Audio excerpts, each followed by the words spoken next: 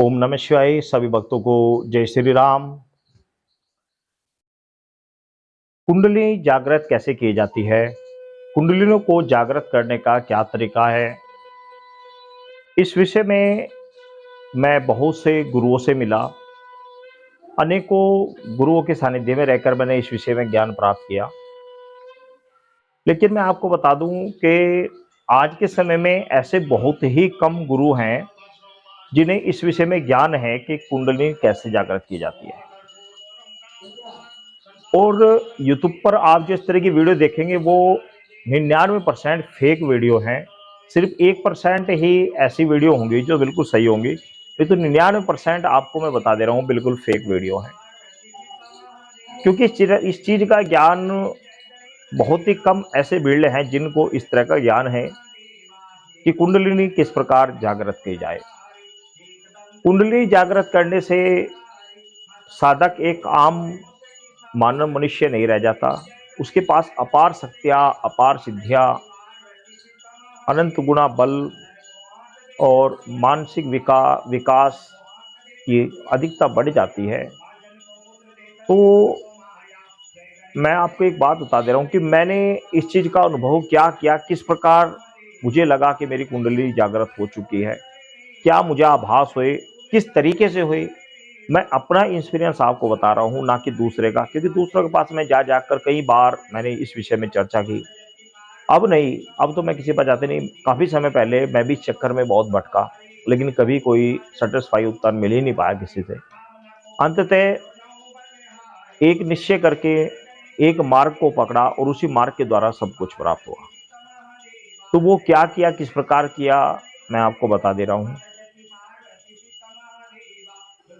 देखो, मेरा एक नियम है कि सुबह जब मंदिर में सुबह सुबह आता हूँ, पहले सफाई करने, अंदर मूर्ति के पास सफाई करनी, उसके बाद भगवान शिव को श्रद्धा भाव के साथ जलाभिषेक करना, पुष्प आदि चढ़ाना, बेलपत्र आदि चढ़ाना, भांग पत्र अक्षत आदि चढ़ा देना। उसके बाद में भगवान शिव की आरती करना, माता की आरती करना, हनुमान जी की आरती, गणेश जी की आरती करना, माता महाकाली की आरती करना। ये सभी आरतियां करने के बाद, उनको सभी को भोग लगाने के बाद, मैं यहीं तख्त पर बैठकर, अब इसके ऊपर से गद्दा वगैरह सब हटाया हुआ है, चादर वगैरह सब हटाई हुई है, यहाँ व्यवस्था सब, क्योंकि जन्माष्टमी है, अभी 2-3 दिन बाद सफाई चल रही है। अंदर फिलहाल भी अंदर लेडीजें माता के वस्त्र चेंज कर रही हैं। मैं भी अभी अंदर नहीं जा सकता, क्योंकि जब माता के वस्त्र चेंज किए जाते हैं तो लेडीज अंदर रहते हैं। जब भगवान शिव के, हनुमान जी के वस्त्र चेंज किए जाते हैं तो मैं खुद करता हूँ। लेकिन जब माता के वस्त्र चेंज होते हैं तो लेडीज करती हैं, उस समय कोई भी अंदर नहीं जा सकता।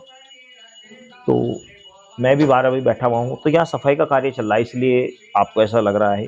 तो यहाँ बैठकर मैं क्या करता हूँ, 2 घंटा माला लेकर ध्यान को केंद्रित करता हूँ और मंत्रों का जाप करता हूँ। बस ज़्यादा से ज़्यादा मंत्रों का जाप करना और ध्यान को केंद्रित करना, सिर्फ एक ही जगह, एक ही फोकस, 6 सेंसर पे, थर्ड आई, दोनों भौं के मध्य में ध्यान लगाने से ही कुंडलिनी जागृत हो जाती है।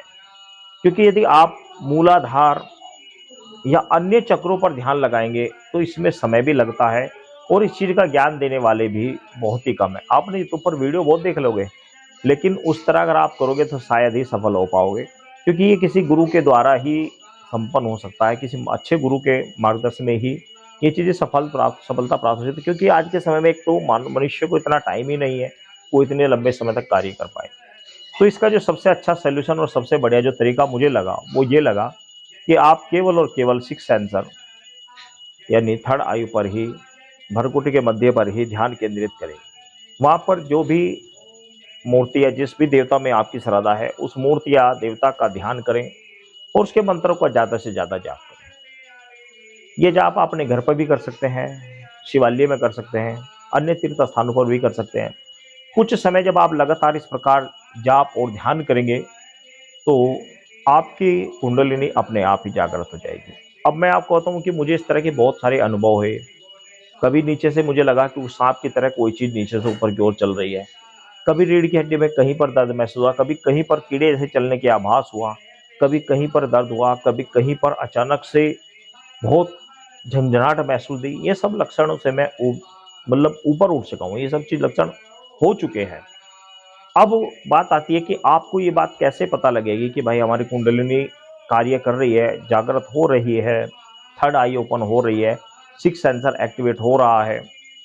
तो इसके लिए मैंने अपने जीवन में जो अनुभव किए वो ये कि जब स्वप्न में आपके को देवताओं से संबंधित दर्शन होने लगे, उनके मंदिरों के दर्शन होने लगे, उनके अलग अलग रूपों के दर्शन होने लगे, अलग अलग तीर्थ स्थानों पर जाकर आप उनके दर्शन करने लगे, तो आप समझ जाइए कि मेरा सिक्स सेंसर एक्टिवेट हो रहा है, मेरी कुंडलिनी आज जागृत हो रही है। और बहुत सारे ऐसे लक्षण होते हैं कि जब आपका मन भक्ति की ओर ज्यादा से ज्यादा लगे, सांसारिक चीजों से उब जाए, संसार में मन ना लगे, तो ये इस तरह के लक्षण होते हैं कि जिन लक्षणों से आप ये जान सकते हैं कि भाई हमारी थर्ड आई ओपन हो रही है, सिक्स सेंसर एक्टिवेट हो रहा है। या फिर आप किसी व्यक्ति के बारे में कोई चीज जानना चाहते हैं, देखना चाहते हैं, तो आंखें बंद कर जब आप उसके विषय में जानना चाहते हैं, तो आपको जो भी समस्या उसके पास है, जो प्रॉब्लम है, उसके विषय में आपको एक भाव के द्वारा अपने मन से ही एक उत्तर मिलता है कि इसकी समस्या ये है और इसका आंसर, इसका उपाय भी ये है।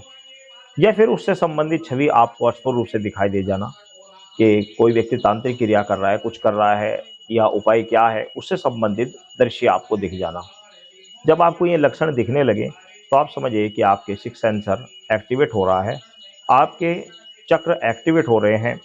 तो मैंने ये अपने जीवन में लक्षण देखे और यही मैंने किया, इसी को मैं कर रहा हूँ, इसी से ही मुझे बहुत कुछ प्राप्त हुआ।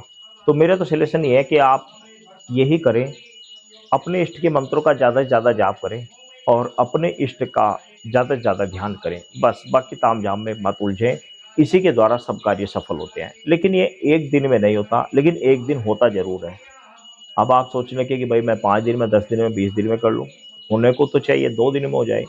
लेकिन इस चीज़ की तरफ से मन हटा ले कि मुझे बस ये मुझे प्राप्त हो जाए, प्राप्त हो जाए, ये छोड़ दें। ये ठान ले कि मेरा कर्तव्य है, मुझे करना है। जैसे कि मैं मंदिर में आ रहा हूँ, मुझे सेवा कर, जो कुछ करनी है, मेरा भाव है, मुझे करनी है। कुछ प्राप्त हो रहा नहीं हो रहा, उस चीज़ को छोड़ दें। जब तक आप ये लालसा रखेंगे कि मुझे ये मिल जाए, वो मिल जाए, वो मिल जाए, तो वो चीज़ उतनी ही दूर आपको लगेगी भी और उसे प्राप्त करने में थोड़ी समस्या भी आती है। उस चीज़ को छोड़ दें, अपना कर्तव्य समझकर उस कर्म को करते चलें, तो सब कुछ आपके सामने है, सब कुछ आपको प्राप्त होगा। तो इस तरीके से आप इस कार्य को करें। और साथ ही मैं आपसे एक बात और कहूँगा कि इस चैनल को आप सब्सक्राइब कर लें, क्योंकि इस पर जो भी वीडियो बनाई जाती है और जो भी इससे अर्निंग होती है, थोड़ी बहुत जो भी होती है, वो धार्मिक कार्यों में ही लगाई जाती है, हमारे पर्सनल कार्य के लिए नहीं होती। तो इसलिए चैनल को सब्सक्राइब कर लें और जैसी भी वीडियो डाली जाती है उसको एक बार अवश्य देख लिया करें, ताकि अर्निंग अच्छी तरीके से होती रहे और मंदिर के रख रखाव, मंदिर का कार्य या धार्मिक कार्य सुचारू रूप से होते रहे। सभी भक्तों को जय श्री राम।